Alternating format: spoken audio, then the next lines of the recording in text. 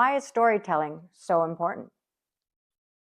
We've all heard stories, right? Since we were little kids, our parents sat and told us stories to make us go to bed or to help us fall asleep or to teach a fable or a story or to teach a lesson for us to understand.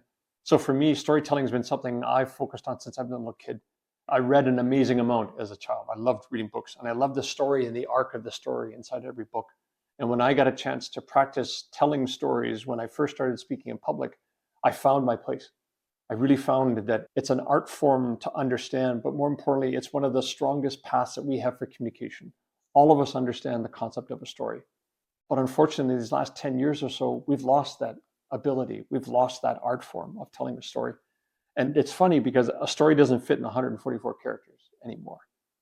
So how are you going to explain your journey? How are you going to explain your risks? How are you going to explain your security problem to an executive?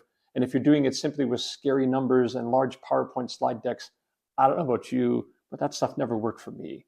What does work is if I can find a story that's relatable to the audience, if I can explain it so that they become the hero of the story, and I give them a chance to make that decision as the hero so that they can decide what's the path best to take forward to slay the dragon, bring home new information, and be safe and sound coming back to the village.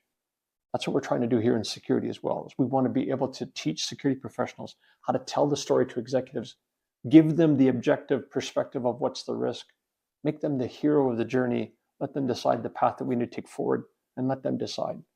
But we need to teach security professionals how to do that. And that's what Tailcraft Security wants to be known for, is giving people the chance to tell their story.